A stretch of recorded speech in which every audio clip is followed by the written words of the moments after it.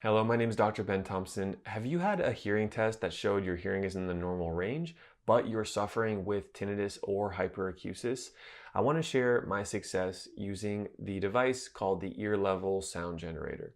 Now, I'm going to show you the technology that I use with patients to have positive outcomes over time following tinnitus retraining therapy via telehealth and how exactly you're supposed to use this device. I'm going to show what it does, how it can be beneficial, and some independent scientific tests that I ran in an audiology clinic to show you the difference between white noise, pink noise, and what a 0 decibel noise floor means.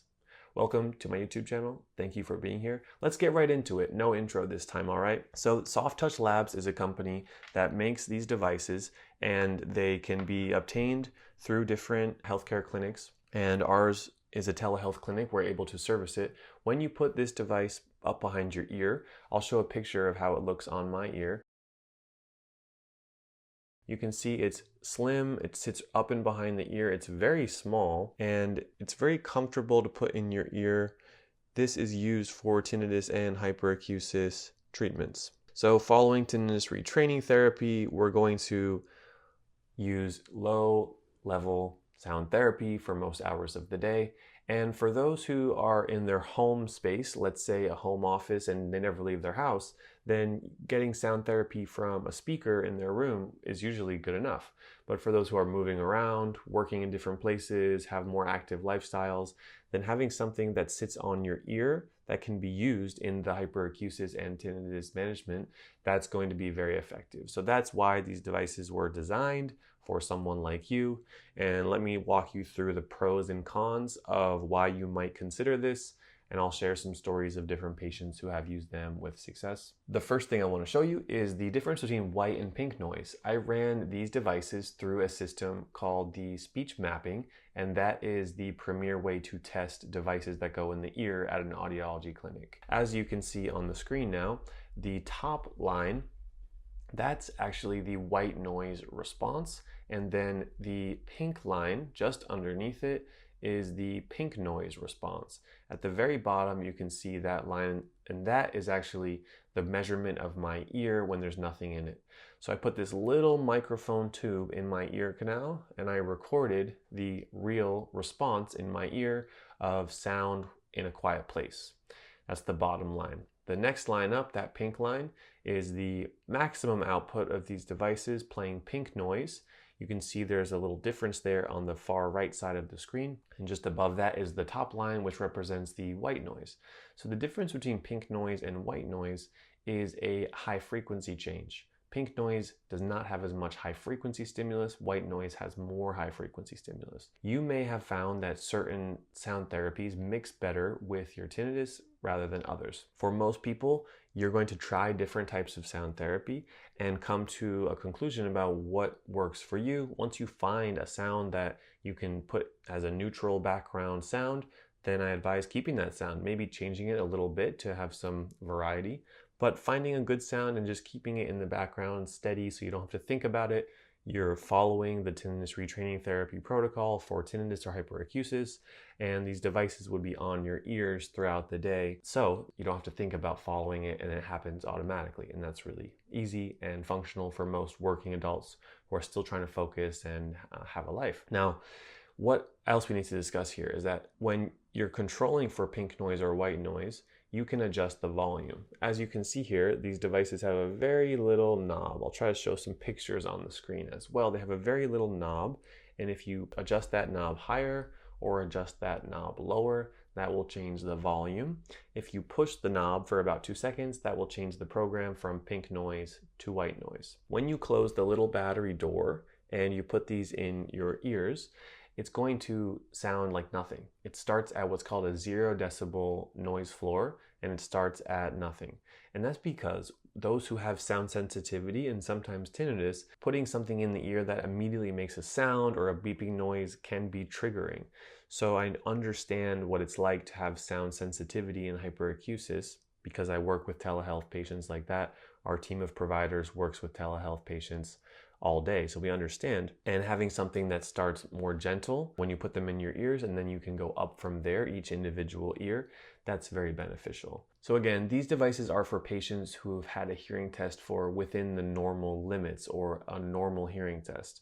And a lot of you, I know, who are on my YouTube channel, have had a hearing test that shows your hearing is normal.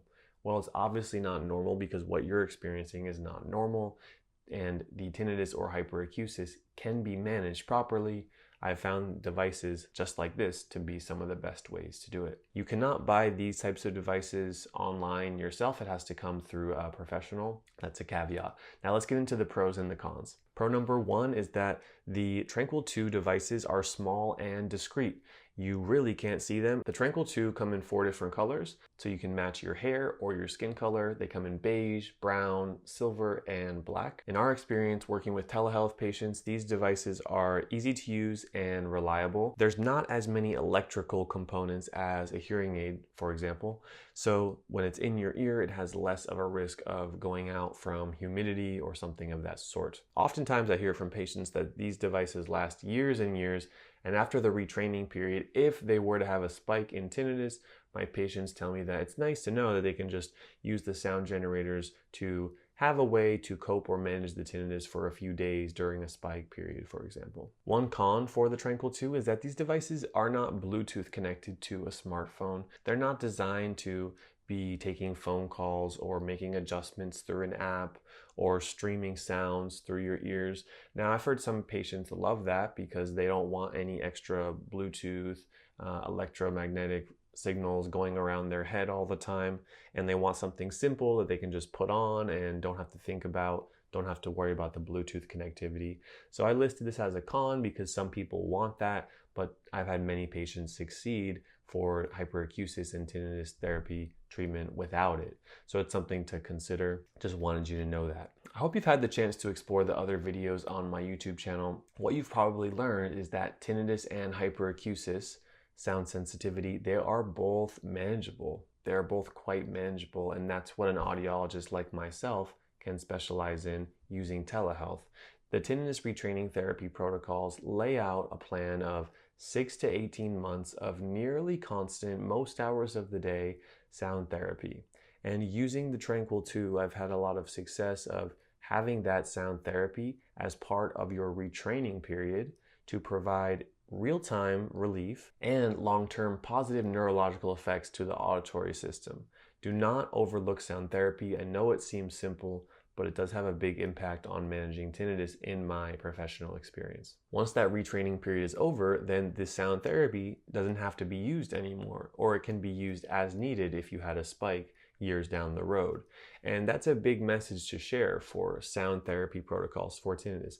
It's a temporary period of time. It's not a forever device that you have to wear for the rest of your life. If the Tranquil 2 devices and using sound therapy for tinnitus or hyperacusis are of interest to you, then please reach out to our telehealth company. You can click the card in this video, click that little button above my head, or check the description of this video for more information on how we provide the Tranquil 2 via telehealth. Now, the last point I want to make is that if you're considering ear level sound generators for tinnitus or hyperacusis, you may have also looked into hearing aids programmed for those features, and those would typically be entry-level hearing aids with the hearing aid amplification feature turned off, and they're used in a similar way to ear level sound generators.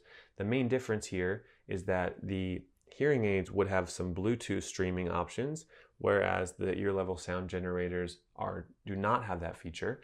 And also that hearing aids are typically more expensive. What I see is that hearing aids are usually 30 to 50% more expensive for the pair than the ear level sound generators. Some common questions we get in our telehealth practice, if you were to reach out to us, you might be thinking, well, I just have tinnitus in one ear. Do I need to wear 2 or 1?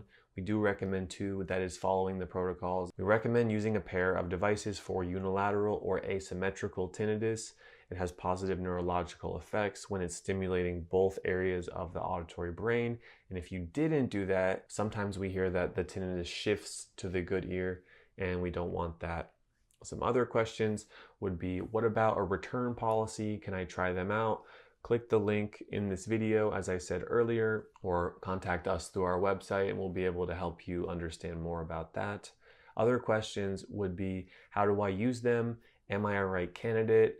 I don't know. How long should I be using them to know if they work? How long do I have to wear them for my specific case? Can I wear them around friends? Will they make my hearing worse? They won't make your hearing worse. All those other questions are individualized based on your history.